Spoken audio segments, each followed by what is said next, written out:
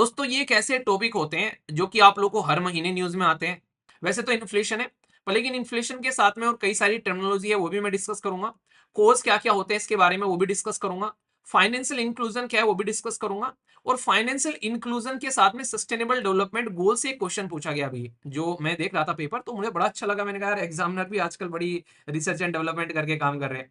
तो इसलिए आप लोग चीजों को सोचा करो कि एग्जामिनर भी आप लोग के लिए आजकल क्वेश्चन बनाने में पीछे नहीं हटते हैं। क्योंकि हमारे देश के अंदर में आज की डेट में जब महंगाई की बात करते हैं तो सबसे ज्यादा मार जो पड़ती है वो पुअर सेक्शन पर पड़ती है। दोस्तों ये एक ऐसे टॉपिक होते हैं जो कि आप लोग को हर महीने न्यूज में आते हैं। तो क्यों ना एक बार बैठकर ऐसे टॉपिक की उन्हें कहते हैं कि इसका वो करते हैं, इसकी चोटी से लेके फोंग तक का, नीचे तक का सारी चीजें उसकी उखाड़ दे ठीक है। तो ऐसा इसके बारे में मैं आप लोगों से बात करूंगा और थोड़ा सा इसको मैंने कई डायमेंशन में डिवाइड किया है। वैसे तो इन्फ्लेशन है, पर लेकिन इन्फ्लेशन के साथ में और कई सारी टर्मिनोलॉजी है वो भी मैं डिस्कस करूंगा। कोर्स क्या क्या होते हैं इसके बारे में वो भी डिस्कस करूंगा। फाइनेंशियल इंक्लूजन क्या है वो भी डिस्कस करूंगा। और फाइनेंशियल इंक्लूजन के साथ में सस्टेनेबल डेवलपमेंट गोल से एक क्वेश्चन पूछा गया अभी जो मैं देख रहा था पेपर, तो मुझे बड़ा अच्छा लगा। मैंने कहा यार एग्जामिनर भी आजकल बड़ी रिसर्च एंड डेवलपमेंट करके काम कर रहे हैं। तो इसलिए आप लोग चीजों को सोचा करो कि एग्जामिनर भी आप लोग के लिए आजकल क्वेश्चन बनाने में पीछे नहीं हटते हैं। वो भी अच्छे अच्छे क्वेश्चन बनाकर आप लोगों के लिए लेकर आते हैं। तो ये भी आप लोगों से बात करेंगे, ठीक है। सबसे पहले जो टर्मिनोलॉजी है, अगर आप लोगों से पूछे कोई इन्फ्लेशन, तो इन्फ्लेशन को हिंदी में बोलते हैं महंगाई। गाना नहीं सुना, महंगाई की महामारी ने हमरा भट्टा बिठा दिया, चले गरीबी हटाने गरीबों को हटा दिया। कौन सी मूवी का गाना है? बड़ी प्यारी मूवी लगी थी, पर्सनली दिल से मुझे ये मूवी अच्छी लगी थी। क्यों? क्योंकि हमारे देश के अंदर में आज की डेट में जब महंगाई की बात करते हैं तो सबसे ज्यादा मार जो पड़ती है वो पुअर सेक्शन पर पड़ती है। जो अमीर है वो तो अपनी जिंदगी एंजॉय कर लेगा, कोई दिक्कत नहीं है। पर जो गरीब है उसके घर में भाई साहब रोटी खाने के लाले पड़ जाएंगे, उसके बच्चों को पढ़ाने के लाले पड़ जाएंगे, इलाज करवाने के लाले पड़ जाएंगे। लाले पड़ जाएंगे मतलब कंडीशन खराब हो जाएगी, वो करवा नहीं पाएंगे। तो ये सिचुएशन आप लोगों को देखने को मिलती है। तो इसलिए महंगाई आज की डेट में इतनी बढ़ती जा रही है कि जो चीज पहले 5 रुपए की मिला करती थी, आज की डेट में वो 20 से 25 रुपए की कम से कम हो गई है। पर लेकिन इतनी लोगों की अर्निंग यानी कि सैलरी नहीं बढ़ी है। तो ये आप लोग समझ सकते हैं कि टाइम के साथ में अगर अर्निंग सैलरी बढ़े तो समझ में आता है कि हाँ चीजें सही डायरेक्शन में चल रही है। अभी यहाँ पर आप लोग देखो, ये एक उदाहरण के तौर पर लिया गया आप लोगों के सामने। 1970 में एक पर्टिकुलर जो कॉफी बेचने वाला इंसान था, मान लीजिए वो कॉफी बेचा करता था 1970 में, ठीक है। तो यहाँ पर उस टाइम पर ये $0.25 की आती थी। मान लीजिए आज की डेट में जो डॉलर है आप लोग 100 का लगा लीजिए, तो ऐसा लगा लीजिए 25, जो बेसिकली आप लोगों के सामने यहाँ पर 25 रुपए की कॉफी आया करती थी 1970 में, ठीक है। पर लेकिन ये जो 25 रुपए की कॉफी है आज की डेट में देखो यहाँ पर, मतलब जो 25 रुपए की कॉफी है वो अगर 2022 में आप लोग काउंट करें तो क्या हो गया, वही उसके अंदर में चीनी है, वही उसके अंदर में दूध है या फिर कॉफी पाउडर है, जो भी है वही कॉफी जो है आज की डेट में आप लोग की लगभग 200 रुपए की आप लोग की हो गई है। यानी कि 25 रुपए की कॉफी जो है वो 200 रुपए की हो गई। पर लेकिन यहाँ पर क्या हमारी सैलरी जो है, हमारी अर्निंग जो है उस लेवल पर बढ़ रही है? तो ये होता है महंगाई। जैसे अभी देखो आजकल के, जैसे मैंने आप लोगों से एक दिन पहले उदाहरण भी लिया था, जैसे भाई साहब कॉफी की जगह चाय ले लो। हमारे देश के प्रधानमंत्री जो हैं वो भी एक तरीके से अपने आप को बताते हैं कि वो चाय बेचा करते थे। तो कहाँ से उठकर कहाँ पहुंचे। ऐसे ही एक इंसान अभी है डोली चाय वाला, ठीक है। तो भाई साहब चाय बना बना के वो बंदा पता नहीं कहाँ कहाँ पहुंच गया अपने स्टाइल की वजह से। नागपुर डोली चाय वाला। अभी डोली चाय वाला जो है वो चाय बनाता है, अपनी चाय बनाता है, वो दूध लेकर आता है, वो चीनी लेकर आता है, अपना गैस सिलेंडर रखता है, बाकी उसकी जो टेक्निक्स है वो अलग है यहाँ पर, ठीक है।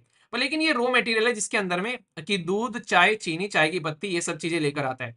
अब मान लीजिए मार्केट में जो है चीनी का भाव बढ़ गया, तो भाई उस इंसान को अपनी जो प्रोडक्ट है उसका प्राइस यहाँ पर बढ़ाना पड़ेगा।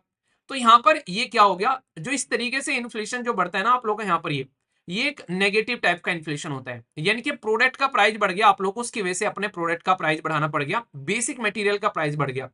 तो इनको आप लोग थोड़ा सा डिफरेंस में समझिएगा। जो इस तरीके के इन्फ्लेशन होते हैं इसको बोलते हैं कोस्ट पुश इन्फ्लेशन, यानी कि कोस्ट ने पुश कर दिया। जैसे कैब चलाने वाले जो गाड़ी बेसिकली ड्राइवर है, उन्होंने अपनी गैस डाली यहाँ पर और उस गैस का प्राइस बढ़ गया, तो वो आप लोगों से किराया ज्यादा वसूल करने लगेंगे, ठीक है। तो डोली चाय वाले साहब जो है वो पहले मान लीजिए 10 रुपए की अपनी चाय बेचा करते थे। अब मान लीजिए प्राइस बढ़ गया है और बाकी भाई साहब उनका मार्केट के अंदर में उनका स्टैंडर्ड भी बढ़ गया है, ठीक है। तो वही 10 रुपए की चाय मान लीजिए 50 रुपए की बेच रहे हैं आज के डेट में, ठीक है। तो यहाँ पर इससे आप लोग समझिए, तो यहाँ पर मेन क्या है, क्योंकि चीनी महंगी हो गई है, दूध महंगा हो गया, चाय की पत्ती महंगी हो गई है, गैस की जो है प्राइस महंगा हो गया है। तो अगर इंसान जो है 10 की चाय 50 में बेच रहे हैं, तो यहाँ पर सबसे बड़ी बात क्या है, इसको कोई ज्यादा प्रॉफिट नहीं हो रहा है इससे, क्योंकि इसके प्रोडक्ट महंगे हो गए हैं, उसकी वजह से यहाँ पर इस इंसान को इसको महंगा बेचना पड़ रहा है। तो ये एक तरीके से ये कहीं ना कहीं जो कॉस्ट की वजह से जो इन्फ्लेशन महंगाई बढ़ती है, ये बहुत ही नेगेटिव इंपैक्ट डालती है हमारे समाज के ऊपर में, सोसाइटी के ऊपर में। मान लीजिए बाहर लड़ाई चल रही है रसिया और यूक्रेन की, उसकी वजह से गेहूं का प्राइस बढ़ गया, ठीक है। कल को चल के सऊदी अरेबिया ईरान की लड़ाई हो रही है ये इजराइल के साथ में, भाई साहब उसकी वजह से तेल का प्राइस बढ़ गया, गैस का प्राइस बढ़ गया। तो तेल का प्राइस बढ़ने से या फिर ऑयल का प्राइस बढ़ने से हमारे यहाँ पर जो सब्जियां लाने ले जाने की, मान लीजिए कोई नागपुर से संतरे लेकर आज की डेट में कोई आसाम में जा रहा है, या फिर वेस्ट बंगाल से टमाटर लेकर कोई तमिलनाडु में जा रहा है, तो ले जाना तो भाई साहब ये सारा का सारा रोड से ही पड़ेगा ना, या फिर ट्रेन से पड़ेगा। तो यहाँ पर उसके लिए खर्चा आएगा, तो भाई वो खर्चा आप लोग को वहन करना पड़ेगा। ये इन्फ्लेशन यानी कि महंगाई बढ़ गई, तो कॉस्ट की वजह से पुश किया गया इन्फ्लेशन, ये सबसे ज्यादा नेगेटिव आप लोगों को देखने को मिलता है। दूसरा है डिमांड पुल इन्फ्लेशन, ये पॉजिटिव साइड में रहता है। डिमांड पुल इन्फ्लेशन क्या है? मान लीजिए अभी आज की डेट में मार्केट के अंदर में जैसे आईफोन लॉन्च हुआ है, ठीक है, आईफोन लॉन्च हुआ, आईफोन की डिमांड है, तो भाई साहब लोग जो है आईफोन खरीदने जा रहे हैं। तो भाई आधे लोग जो है अभी दुबई निकल जाएंगे जैसे ये लॉन्च होता है यूएई के अंदर में, वहां पर जाकर क्या होता है, इनको टैक्स में रियायत मिल जाती है, तो वहां से आईफोन खरीदते जाए। कई सारे दुबई से आईफोन क्यों खरीदते हैं? इसलिए खरीदते हैं क्योंकि दुबई में जब आईफोन खरीदने इंसान जाएगा, तो भाई साहब वहां पर टैक्स जो है वो काफी कम लगता है। तो इसमें क्या होता है, यहाँ पर भारत में उतने में ही आईफोन खरीदेगा, तो यहाँ पर उतने में दुबई की उसकी एक तरीके से विजिट भी हो जाएगी, फॉरेन की घूम भी आएगा और आईफोन भी लेकर आ जाएगा, क्योंकि टैक्स बच गया भाई साहब यहाँ पर। तो मतलब जितने में भारत में फोन फोन खरीदेगा, उतने में वो दुबई में घूम के भी आ जाएगा साथ में। तो इसलिए यहाँ पर इंसान क्या करते हैं, ये इस तरीके काम करते हैं। जापान एक ऐसी कंट्री है, अगर जापान में कोई आज के डेट में घूमने जाता है, यहाँ पर इनकी करेंसी हमारे कंपेयर में बहुत डाउन है, मतलब बहुत ही एक तरीके से इन्होंने डेप्रिशिएट कर रखी है अपनी करेंसी। तो उसकी वजह से यहाँ पर बहुत ज्यादा फायदा होता है, हम लोग थोड़े से पैसे लेकर जाते हैं और लाइफ एंजॉय करके आते हैं वहां से। तो ये चीजें आप लोग समझ सकते हैं। तो इसकी वजह से क्या होता है, जैसे डिमांड की वजह से अगर इन्फ्लेशन बढ़ रहा है कि मार्केट में आईफोन कमी है, बनाए कम रखे, और भाई साहब मार्केट में डिमांड है, भाई साहब सब इंसान आईफोन चाहता है, तो अब क्या होगा, उसको आईफोन बनाने ज्यादा स्टार्ट करने पड़ेंगे। आईफोन बनाने के लिए उसको ज्यादा वर्क फोर्स रखनी पड़ेगी, ज्यादा रॉ मटेरियल खरीदना पड़ेगा। तो इसकी वजह से जो इन्फ्लेशन बढ़ता है कि भाई मार्केट में कम है, इसकी वजह से इन्फ्लेशन बढ़ गया, तो इसकी वजह से इंप्लॉयमेंट भी जनरेट होता है, इसकी वजह से रॉ मटेरियल की भी खपत होती है ग्राउंड लेवल पर खासकर। तो ये एक पॉजिटिव साइड का इन्फ्लेशन मांगा जाता है कि भाई ये पॉजिटिव है। क्यों? क्योंकि ये जॉब की क्रिएशन बढ़ा रहा है, इकोनॉमी बढ़ा रहा है, क्योंकि ज्यादा से ज्यादा लोग फोन यूज करें तो इकोनॉमी में भी आप लोगों को फायदा देखने को मिलेगा। तो इसलिए कहते हैं कि डिमांड की वजह से आया हुआ इन्फ्लेशन ये पॉजिटिव इंपैक्ट डालता है हमारी अर्थव्यवस्था यानी कि इकोनॉमी के ऊपर में। पर कॉस्ट की वजह से आया हुआ इन्फ्लेशन जो है वो नेगेटिव इंपैक्ट डालता है, क्योंकि वो अपने हाथ में एक तरीके से नहीं होता है, इसको हम लोग फिर भी ठीक कर सकते हैं अपने एंड पे। तो ये चीजें आप लोग यहाँ पर कनेक्ट करिएगा। पर एक इन्फ्लेशन होता है, ये शब्द बड़े इंटरेस्टिंग है, इसको बोलते हैं बुल्ट इन इन्फ्लेशन। ये कौन कौन बताएगा बुल्ट इन इन्फ्लेशन? आप लोगों को पता है, जैसे मान लीजिए आप लोग कहीं पर जॉब करते हैं, तो जॉब करते टाइम किसी भी इंसान की जो सैलरी है वो एक पर्टिकुलर टाइम पर उसके अकाउंट में पहुंचती है। और हमारे देश के अंदर में ये 1 से लेके 7 डेट रखी जाती है, किसी भी महीने की पहली से लेके 7 डेट तक का आप लोगों के अकाउंट में सैलरी पहुंच जाती है, ठीक है। तो ये क्या है, अब ये जानिए कि पूरे देश के अंदर में कितने लोग जो है प्राइवेट सेक्टर में काम कर रहे हैं, कितने लोग जो है वो गवर्नमेंट सेक्टर में काम कर रहे हैं, कितने लोग जो है आज की डेट में जॉब कर रहे हैं बेसिकली, चाहे प्राइवेट हो चाहे गवर्नमेंट वाले हो। अब बहुत सारे लोग ऐसे होते हैं कि अपनी सैलरी आने से पहले ही भाई उधार लेकर बैठ जाते हैं, एक तो वो कैटेगरी है। दूसरे लोग ये है कि भाई साहब वो सैलरी का इंतजार कर रहे होते हैं कि भाई पता नहीं क्या क्या खरीदेंगे। तो यहाँ पर आप लोग सोच के देखिए कि देश के अंदर में कितने सारे लोग आज के डेट में जॉब कर रहे हैं, सबके हाथ में सैलरी आई और सब कुछ ना कुछ मार्केट में खरीदने निकलेंगे। एक ये वाला इसकी वजह से इन्फ्लेशन आता है, ये आप लोगों को इनिशियल फेज में देखने को मिलेगा, महीने के मैक्सिमम 15 से पहले पहले आप लोगों को ये इन्फ्लेशन चढ़ता है और गिर जाता है कि मार्केट में किसी पर्टिकुलर प्रोडक्ट की डिमांड बढ़ती है। मान लीजिए अभी जैसे आईफोन लॉन्च हुआ, तो यहाँ पर मैक्सिमम लोग जो हैं वो क्या करेंगे कि भारत में कब लॉन्च होगा उसका वेट करेंगे, और जैसे ही सैलरी आएगी सबसे पहले भले ही किस्तों पर लेना पड़े उनको, वो जाकर आईफोन खरीदेंगे। तो मार्केट में आईफोन की अवेलेबिलिटी आप लोगों को कम देखने को मिल जाएगी। तो इसकी वजह से भी कई बार जो है कई सारे लोग उसको ब्लैक में बेचते हुए नजर आते हैं कि 5-7 हजार ज्यादा दे दे पर मुझे दे दे तो ये वाली कंडीशन आप लोगों को देखने को मिलती है, इसको बोलते हैं बुल्ट इन इन्फ्लेशन। यानी कि जब सैलरीज मिल रही है, सबको वेजेस मिल रही है, और उसकी वजह से किसी पर्टिकुलर प्रोडक्ट का प्राइस बढ़ गया जो कि उनके लिविंग कॉस्ट के हिसाब से दिखाता है। कोई मान लीजिए आईफोन खरीद रहा है, कोई नॉर्मल फोन खरीद रहा है, कोई हो सकता है ऐसा इंसान हो कि उसको किसी और प्रोडक्ट की रिक्वायरमेंट हो, कोई हो सकता है कि अपनी बाइक वगैरह कोई खरीदने जा रहा है। तो अपनी अपनी सहूलियत के हिसाब से किसी पर्टिकुलर कैटेगरी के अंदर में ये प्राइस बढ़ जाता है। तो इसको कहते हैं हम लोग इन्फ्लेशन हो गया, प्राइस बढ़ गया, ठीक है। अब ये प्राइस भी आप लोगों को अलग अलग कैटेगरी में देखने को मिलेगा। जैसे मान लीजिए अभी यहाँ पर इन्होंने बोला है कि भाई इन्फ्लेशन जो है वो यहाँ पर 3.65 हो गया। हमारे देश के अंदर में जो रिजर्व बैंक ऑफ इंडिया है वो भाई इस महंगाई को कंट्रोल करने का काम करता है। और सरकार ने ये काम हमारे आरबीआई को दे रखा है। आरबीआई के गवर्नर कौन है आज के डेट में, बताइए जरा। आरबीआई को टारगेट दिया गया कि भाई तुझे इन्फ्लेशन कंट्रोल करना है। कंट्रोल करने का मतलब क्या होता है कि भाई जैसे मैं बोलूं आप लोगों को, अगर कोई भी आप लोगों को टेस्ट देना है तो टेस्ट देते टाइम आप लोग के जो मिनिमम मार्क्स होने चाहिए वो कम से कम 40 होने चाहिए। और ऊपर आप लोग बोल सकते हैं कि हाँ यार, अगर आप लोग अपना टारगेट लगा के चलेंगे 70 तक तो प्रीलिम्स आप लोग का क्लियर हो जाएगा। यानी कि इस इनिशियल फेज में अगर 40 आ रहे हैं कोई दिक्कत नहीं है, पर आप लोग कोशिश करनी है कि 70, मतलब क्वेश्चन की बात कर रहा हूं मैं, ठीक है ना, कि 40 क्वेश्चन सही हो रहे हैं और 70 क्वेश्चन तक लेकर जाने हैं अगर सिलेक्शन चाहते हैं, अपना प्रीलिम्स क्लियर करना चाहते हैं। तो मैंने रेंज दे दी कि यार इतनी रेंज में आप लोग को मार्क्स लेकर आने हैं। अगर इससे नीचे जा रहे हो तो भाई दिक्कत हो जाएगी, आउट ऑफ द रेस हो जाओगे। इससे ऊपर जा रहे हो तो कोई दिक्कत नहीं है, पर हाँ वो ज्यादा मेहनत करने की जरूरत नहीं है क्योंकि प्रीलिम्स है यार, क्वालिफाइंग है। तो आप लोग मेंस पे मेहनत कर लो थोड़ी सी, इससे अच्छा तो अगर अच्छे मार्क्स आप लोग प्रीलिम्स में आ रहे हैं, ठीक है। तो मतलब आप लोग को अपने आप को बैलेंस करना आना चाहिए। सेम तरीके से हमारे देश के अंदर में जो आरबीआई है, इसको टारगेट दे रखा है सरकार ने कि भाई तुझे इन्फ्लेशन यानी कि महंगाई कंट्रोल करनी है। और महंगाई कंट्रोल करनी है 4 ± 2, यानी कि 2 मिनिमम होना चाहिए और मैक्सिमम यहाँ पर 6 होना चाहिए। यानी कि 4 में अगर 2 जोड़ोगे 6 हो जाएगा और 4 में से 2 घटाओगे तो 2 आ जाएगा। यानी कि महंगाई इसके बीच में यहाँ पर आप लोगों की चलनी चाहिए। तो ये बात बोली जाती है आरबीआई को कि तुमको यहाँ पर कंट्रोल करना है। आरबीआई कहता है कि देख भाई सरकार, कंट्रोल तो मैं कर लूंगा, पर लेकिन मैं ये चीजें कुछ ऐसी हाथ में नहीं है। जैसे बाहर की वाली अगर मैं बात करूं आप लोगों से, इंटरनेशनल लेवल पर अगर रसिया और यूक्रेन की लड़ाई हो रही है तो मेरे हाथ में नहीं है ये। कल को चलकर बारिश कम हो रही है तो मेरे हाथ में नहीं है यहाँ पर ये। इसी के साथ में कल को चलकर ऑयल का प्राइस बढ़ रहा है, मेरे हाथ में नहीं है। तो कुछ एक्सटर्नल फैक्टर हैं, अगर उनको मैं छोड़ दूं तो बाकी की चीजें, मैं रेट को ऊपर करना नीचे करना, वो मैं अपने हिसाब से मैनेज कर लूंगा, पर ये चीजें तुमको समझनी पड़ेगी यहाँ पर। तो इसलिए यहाँ पर एक्सटर्नल फैक्टर को थोड़ा सा साइड में रखते हुए हमारे देश के जो इंटरनल फैक्टर है उसके बेसिस पर हम लोग यहाँ पर इसको निकालते हैं कि भाई ये हमको करना है। और इसको काम को करने के लिए हमारे देश के अंदर में एक कमेटी होती है। उस कमेटी का नाम किस किस को पता है, जो कि इन्फ्लेशन को कंट्रोल करती है, ठीक है, जिसको रिजर्व बैंक ऑफ इंडिया के गवर्नर जो है वो यहाँ पर इसको बेसिकली हेड करते हैं। तो उसको बोलते हैं एमपीसी। एमपीसी मतलब मेंबर ऑफ पार्लियामेंट कमेटी है, इसको बोलते हैं मॉनेटरी पॉलिसी कमेटी। तो ये कमेटी इसलिए बनाई गई ताकि हमारे देश के अंदर में इन्फ्लेशन को ये चेक कर सके। अभी यहाँ पर अगर महंगाई बहुत ही कम हो जाए तो ये तो आप लोग कहोगे सर बड़ी बढ़िया बात है यार, ये तो भाई महंगाई बहुत कम हो जानी चाहिए, बहुत फायदा रहेगा। आप लोगों को तो फायदा रहेगा क्योंकि आप लोग उस प्रोडक्ट को खरीदने वाले हो, तो आप लोगों को तो जितना सस्ता मिले उतना अच्छा है। पर लेकिन सोच के देखो, जो किसान खेतों में अपने बेसिकली सब्जी या फिर अपने फल फ्रूट उगा रहे हैं, अगर वो बेचेगा लाकर और इतना सस्ता हो गया कि भाई साहब टमाटर 1 रुपए किलो हो गए, जबकि उसने खेतों में उगाने की कॉस्ट उसकी 5 रुपए किलो आ रही है। यानी कि किसान जो है वो -4 में चल रहा है। तो आप लोगों को लगता है कि किसान आगे ये टमाटर उगाएगा भी क्या, आप लोगों को टमाटर मिलेंगे भी क्या। तो इसलिए कहते हैं कि इन्फ्लेशन को एक बीच में रखना चाहिए कि ना तो ज्यादा है कम, ना ज्यादा है बेसिकली महंगा। अगर पता चला टमाटर का प्राइस 150 रुपए किलो हो गया तो भी दिक्कत, आप लोग टमाटर भाई साहब छोंकना ही बंद कर दोगे, सब्जी छोंकना ही बंद कर दोगे टमाटर में। तो इसलिए कहते हैं कि खरीदने वाले को भी फायदा रहे और बेचने वाले को भी फायदा रहे। इसलिए जिंदगी में बैलेंस बनाना बहुत ज्यादा जरूरी है। चाहे कहीं भी आप लोग देखो, अपनी हेल्थ में, पढ़ाई में बैलेंस बनाना ये मैक्सिमम बहुत इंपॉर्टेंट प्रॉब्लम है यहाँ पर, ठीक है। अगर इंसान जो है इन चीज में बैलेंस बना पाता है, ऐसे ही इकोनॉमी में भी बैलेंस बनाना पड़ेगा आप लोगों को।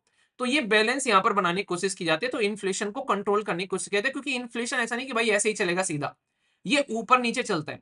अभी यहाँ पर इंटरेस्टिंग चीज बताऊं, जैसे इकोनॉमिक एक्टिविटी यहाँ पर नॉर्मल चल रही है, ठीक है, ना महंगा है ना सस्ता है। अब यहाँ पर जैसे ये नीचे को जाना स्टार्ट हो गए ग्राफ, जैसे नीचे को जाना स्टार्ट हुआ यहाँ पर, तो हम लोग इसको डिप्रेशन बोल देते हैं, ठीक है ना, कि भाई साहब डिप्रेशन में है, ये चीजें आप लोग समझ सकते हैं। तो यहाँ पर ये डिप्रेशन हो गया, फिर जब ये ऊपर की साइड को चलता है हम लोग इसको बोल देते हैं रिफ्लेशन, कि भाई साहब इन्फ्लेशन से नहीं है, रिफ्लेशन है, क्योंकि यहाँ पर जाकर ये जीरो पर आएगा और फिर पॉजिटिव जाएगा। अभी नेगेटिव में यहाँ पर ये प्राइस मतलब नेगेटिव में चल रहा है, पर नेगेटिव में भी गोता मार के नीचे आया, अब ऊपर चल रहा है। फिर यहाँ पर बताए, यहाँ पर नॉर्मल प्राइस हो गया, अब यहाँ से महंगाई बढ़नी स्टार्ट होती है, फिर इसको बोल देते हैं हम लोग इन्फ्लेशन। जब महंगाई बढ़नी स्टार्ट होती है तो यहां तक आकर पीक पर महंगाई बढ़ गई, एक टाइम ऐसा होगा फिर नीचे आएगा, फिर जब नीचे आना स्टार्ट होता है इसको बोलते हैं डिस्फ्लेशन। यानी कि आप लोग ऐसा बोल सकते हैं कि इन्फ्लेशन का जस्ट अपोजिट आप लोग को डिस्फ्लेशन देखने को मिलेगा। और डिप्रेशन में जब आप लोग जाते हैं तो यहाँ पर ऊपर को आता है रिफ्लेशन, कि हाँ डिप्रेशन से बाहर निकल रहे हैं, ठीक है। तो यहाँ पर ये आप लोग याद रख लेना। अब इंटरेस्टिंग चीज क्या है यहाँ पर, ये आप लोगों के सामने एक वर्ड है यहाँ पर, इसको बोलते हैं डिफ्लेशन।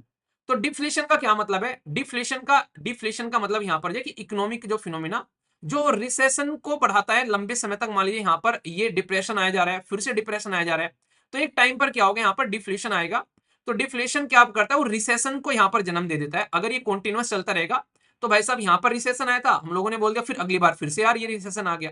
तो ये क्या हो गया, डिफ्लेशन में कन्वर्ट हो जाता है। और इसकी वजह से इंसान बोलते हैं ना डिप्रेशन में आ गया, कि लंबे समय से यार वो प्रॉब्लम से जूझ रहा था, अब डिप्रेशन में आ गया। तो इसी तरीके से डिफ्लेशन का मतलब यहां पर ये होगा कि एक तरीके की रिसेशन लाइक कंडीशन क्रिएट कर देगा, जैसे 2008 में रिसेशन आया था, ठीक है। तो ये इस तरीके से साइकिलिक आप लोग यहाँ पर बननी चलती हुई नजर आती है। तो इसलिए कहते हैं कि लंबे समय तक एक जोन में नहीं रहना चाहिए, अपनी सिचुएशन को चेंज करते रहना चाहिए, वरना इंसान डिप्रेशन में चला जाता है, ठीक है। और इसीलिए यहाँ पर आप लोग कोशिश करो कि अपने आप में जिंदगी में एटलीस्ट अपने आप को संभालना सीखो, क्योंकि दुनिया इतनी घटिया है। अगर आप लोग जब भी कुछ अच्छा करते हुए नजर आओगे, वो आप लोग की टांग खींचने के लिए आप लोग के सामने खड़े मिलेंगे। तो ये टॉपिक हो गया आप लोगों यहाँ पर इन्फ्लेशन वाला, जिसमें मैंने सारी बातें आप लोगों को बता दी इन्फ्लेशन से रिलेटेड, ठीक है। तो ये टर्मिनोलॉजी जो आप लोगों को याद रखनी है, यहाँ पर डायरेक्ट क्वेश्चन बनते हैं। और इन्फ्लेशन के क्या क्या कॉजेज है, तो ये पूरा का पूरा इन्फ्लेशन वाला टॉपिक हो गया, ठीक है। अब यहाँ पर आगे चलता हूँ, इसी के अंदर में एक एक्स्ट्रा पॉइंट जो कि आप लोगों को बताना है, दूसरा टॉपिक हो जाएगा यहाँ पर ये फाइनेंशियल इंक्लूजन। अब फाइनेंशियल इंक्लूजन क्या होता है, मान लीजिए आपके पास में बैंक अकाउंट नहीं है। बैंक अकाउंट सबके पास में है ना आज की डेट में, या ऐसा कोई इंसान है जिसके पास में नहीं है? जिसके पास में है वो यस लिखेगा, जिसके पास में नहीं है वो नो लिखेगा, क्योंकि बैंक अकाउंट सबके पास में होना भी चाहिए आज की डेट में, क्योंकि सारी चीजें ऑनलाइन है आज की डेट में। तो हाथ में कैसे लेके इंसान वैसे भी नहीं चलता है। तो सबसे इंपॉर्टेंट बात क्या है यहाँ पर, आज की डेट में अगर आप लोग आज की डेट में फाइनेंस सिस्टम के साथ में कनेक्ट हो गए, यानी कि बैंकिंग सिस्टम के साथ में कनेक्ट हो रहे हैं, आप लोग इंश्योरेंस ले रहे हैं, ऑनलाइन पेमेंट कर रहे हैं, अपना स्कीम्स का फायदा उठा रहे हैं, बैंक के अकाउंट में सैलरी आ रही है, ठीक है, सब्सिडी मिल रही है यहाँ पर अकाउंट के अंदर ही, तो आप लोग एक फाइनेंस सिस्टम के अंदर उसका पार्ट बन गए, तो इसको बोलते हैं फाइनेंशियल इंक्लूजन। तो दुनिया में सबसे बड़ी कोई स्कीम चलाई गई थी फाइनेंस इंक्लूजन की, तो वो थी जनधन मोबाइल योजना, बेसिकली जिसको हम लोग जैम ट्रिनिटी बोलते हैं, GAM याद रखना। जे से हो गया जनधन, जो अकाउंट खुला था, ए से हो गया आधार कार्ड के साथ में कनेक्ट किया था, और एम से हो गया मोबाइल। तो जेम ट्रिनिटी से हमारे देश के अंदर में एक शानदार लेवल का फाइनेंशियल इंक्लूजन आप लोगों को देखने को मिला। वैसे जनधन अकाउंट ने ही सारा काम कर दिया था, जिससे फाइनेंशियल इंक्लूजन हो गया। तो एक तरीके से आप लोगों का जो वित्तीय सिस्टम में इन्वेस्ट यानी कि कनेक्टिविटी आप लोग यहाँ पर हो गई, ठीक है। तो इसको आप लोग याद रखिएगा, कई बार आप लोगों से ऐसे क्वेश्चन पूछे जाते हैं, पर आप लोगों को लगता है कि यार ये टर्मिनोलॉजी कहाँ से आ गई। तो इसलिए मैं कहता हूँ कि टर्मिनोलॉजी जो है ना, चाहे तो आप लोग की वोकैबुलरी हो, चाहे आप लोग की टर्मिनोलॉजी है, स्टार्टिंग में किसी को नहीं पता रहता है, मुझे भी नहीं पता थी ये छोटी छोटी चीजें, ठीक है। पर मैंने क्या किया, बैठ बैठ के जो जो नहीं समझ में आता है उनको बैठ के देखा मैंने, फिर बैठ के देखने के बाद में मैंने उनको बैठकर अपने अपने हिसाब से फिर उनको सर्च करना स्टार्ट किया गूगल पर, भाई साहब यूट्यूब पर क्या क्या टर्म है समझ में नहीं आ रही है, तो मैंने देख देख कर फिर उनको निपटाया। और सब ऐसे ही करते हैं स्टार्टिंग में, ठीक है। अगर आप लोगों को नहीं आ रहा है तो ये मत सोचिए कि यार हम लोगों को नहीं आ रहा है, ये सबको ऐसे ही होता है यार। किसको आता है आप लोग खुद तो बताइए, कौन सीख कर आता है माँ के पेट से? तो अगर नहीं आ रहा है तो सीख लेंगे ना, ऐसा टेंडेंसी रखो ना अपनी, थोड़ी सी इतनी टेंडेंसी जिंदगी सुधार देगी आप लोग की। नहीं आ रहा तो यार सीख लेंगे, तो बस इतना सा काम करना है जिंदगी में, इससे ज्यादा कुछ करना भी नहीं है, ठीक है। तो फाइनेंशियल इंक्लूजन जो है, इसको हिंदी में क्या बोलते हैं, ये टर्म भी याद रखना, हिंदी में इसको वित्तीय समावेश बोलते हैं। ये टर्म कई बार लिखी हुई आ जाती है, तो समझ में ना आए तो एटलीस्ट पता होना चाहिए। अब क्वेश्चन क्या पूछा गया था एक एग्जाम के अंदर में, कि फाइनेंशियल इंक्लूजन के साथ में कौन कौन से सस्टेनेबल डेवलपमेंट गोल जो है वो पूरे होते हुए नजर आते हैं। अगर आप लोग फाइनेंशियल इंक्लूजन का पार्ट है, तो आप लोग जो हंगर है उससे दूर होते हुए नजर आएंगे, क्योंकि गवर्नमेंट की हो सकता है कई सारी सब्सिडीज आप लोग के अकाउंट में पहुंचनी स्टार्ट हो जाए। फाइनेंशियल इंक्लूजन है तो आप लोग गुड हेल्थ की ओर बढ़ते हुए नजर आएंगे। इसी के साथ में फाइनेंशियल इंक्लूजन है तो गरीबी से आप लोग दूर होते हुए नजर आएंगे। फाइनेंशियल इंक्लूजन है तो जेंडर जो इक्वलिटी आप लोगों को देखने को मिलेगी, ठीक है, समाज के अंदर में।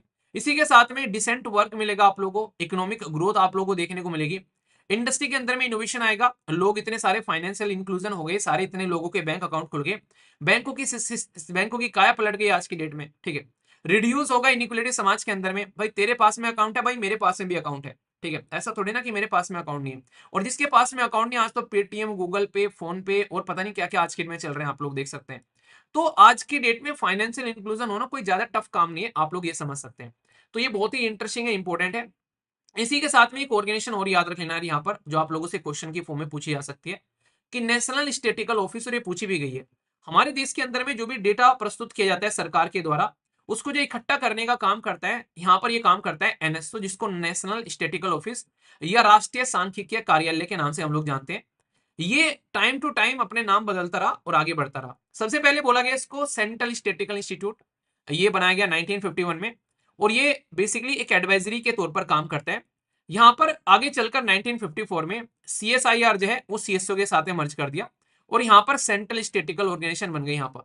यानी कि कहने का मतलब है CSI जो है सेंट्रल स्टेटिकल जो यहाँ पर इंस्टीट्यूट है, वो यहाँ पर CSO के साथ में मर्ज कर दिया। तो सेंट्रल स्टेटिकल ऑर्गेनाइजेशन यहाँ पर आप लोगों को देखने को मिली। और यहाँ पर थर्ड टाइम फिर यहाँ पर सेंट्रल स्टेटिकल ऑफिस नाम चेंज किया गया। अभी रिसेंट की बताता हूँ जो आप लोगों को याद रखनी है। यहाँ पर अभी रिसेंटली NSSO यानी कि नेशनल सैंपल सर्वे, जो नेशनल सैंपल सर्वे ऑफिस है, और सेंट्रल स्टेटिकल ऑफिस जो ये वाला है, इन दोनों को मर्ज किया गया और एक नया प्रोडक्ट बन गया। इसको बोलते हैं नेशनल स्टेटिकल ऑफिस। तो ये जो NSO है ये आंकड़े इकट्ठे करने का काम करता है, क्योंकि जब आप लोगों के पास में आंकड़े होंगे तो आप लोग उनका इस्तेमाल कर कर आप लोग सही और गलत का एक तरीके से डिफरेंस बता सकते हो। ठीक है, तो ministry of statistics and programme implementation ये यहाँ पर इस चीज को देखती है, और department of statistics and department of programme implementation को यहाँ पर मर्ज कर कर ये मिनिस्ट्री बनाई गई थी। यानी कि टाइम टू टाइम चीजें इस तरीके से पैटर्न में चलती हुई नजर आ रही है। ठीक है, तो ये आप लोग यहाँ पर याद रखना। एक छोटा सा होमवर्क मैं आप लोगों को यहाँ पर दूंगा। एक बोलते हैं WPI जिसको होलसेल प्राइस इंडेक्स बोलते हैं, और एक बोलते हैं कंज्यूमर प्राइस इंडेक्स। होलसेल का मतलब क्या है, मान लीजिए आज की डेट में मैंने कोई काम स्टार्ट किया जूते बनाने का। ठीक है, तो मान लीजिए जूते बनाने का काम स्टार्ट किया, और कोई किसी मोहल्ले में कोई दुकान आप लोगों ने खोली अपने मोहल्ले में, और आप लोगों को वहां पर जूते चाहिए। तो भाई साहब आप लोग क्या करेंगे, आप लोग होलसेल में मेरे से जूते लेकर जाएंगे कि यार जूते चाहिए हमको, अपने एरिया में जाकर जूते बेचने हैं। तो ये क्या हो गया, आप लोगों को एक डिस्काउंटेड प्राइस पर मिल जाएंगे कि भाई साहब अच्छे खासे लेवल पर। तो यहाँ पर आप लोगों के पास में जिस तरीके से प्रोडक्ट आ रहे हैं यहाँ पर कि एक तरह होलसेल में लेके जा रहे हैं इंसान, पर लेकिन आप लोग क्या करें, इंडिविजुअल को बेच रहे हैं आगे जाकर यहाँ पर। तो आप लोग कंज्यूमर के साथ में डायरेक्टली कनेक्टेड है। तो एक तो इन्फ्लेशन निकल आता है कंज्यूमर के बेस पर, और एक इन्फ्लेशन निकल आता है होलसेल के बेस पर। तो यहाँ पर सबसे ज्यादा जो इम्पैक्टफुल माना जाता है, यहाँ पर तो आप लोग फिर भी ऊपर नीचे कर लेते हो काफी कुछ यहाँ पर लेकिन जो कंज्यूमर प्राइस इंडेक्स है ये सबसे इंपॉर्टेंट है, क्योंकि कंज्यूमर के बेस पर यहाँ पर ये माना जाता है। तो इसलिए आज की डेट में याद रखना, reserve bank of India RBI जो है वो भी अपना इन्फ्लेशन को चेक करने के लिए अगर उसको काम करना होता है तो वो यहाँ पर कंज्यूमर प्राइस इंडेक्स करता है। ये जो होलसेल प्राइस इंडेक्स है इससे सब पीछे हट चुके हैं आज की डेट में। इवन 157 कंट्रीज आज की डेट में इसको फॉलो करके चलती है। इसे बाकायदा रूरल और अर्बन वाला पैटर्न आप लोगों को देखने को मिलेगा। यहाँ पर ये अलग अलग बताता है कि गांव में इन्फ्लेशन है कहां पर है, ये अलग अलग सेक्टर का इन्फ्लेशन काउंट करता है। जैसे यहाँ पर हो गया CPI इंडस्ट्रियल वर्कर के लिए, CPI एग्रीकल्चर वर्कर के लिए, CPI रूरल के लिए, CPI अर्बन और रूरल के लिए। तो ये अलग अलग तरीके से इन्फ्लेशन बनाता है यहाँ पर।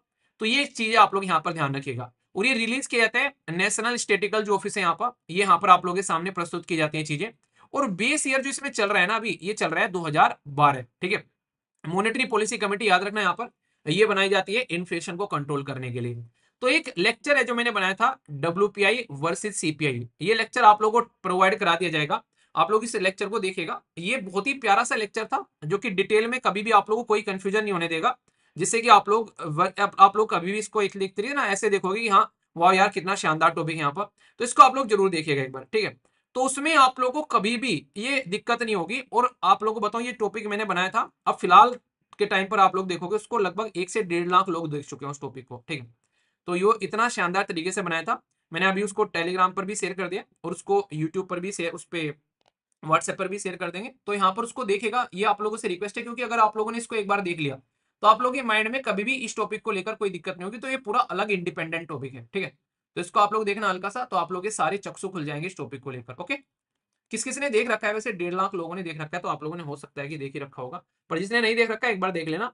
तो टॉपिक आप लोग के 3 कवर हो जाएंगे इस अकेले टॉपिक में से। ठीक है, तो यहाँ पर इन्फ्लेशन के बारे में नॉर्मल बता दिया, इसी के साथ में फाइनेंशियल इंक्लूजन हो गया, और ये आप लोग देख लेंगे ये भी हो जाएगा, दोनों में डिफरेंस वैसे बता दिए, और एक ऑर्गेनाइजेशन भी आप लोग की कवर हो जाती है यहाँ पर। ठीक है, तो इसको सिस्टमेटिक वे में लेकर चलिए। फीडबैक दे दिया करो, जैसे भी आप लोगों को लगती हैं चीजें अच्छी या बुरी समझा दिया करो, कम से कम मुझे पता चलता रहे कि हाँ भाई साहब आप लोगों को चीजें पसंद आ रही है।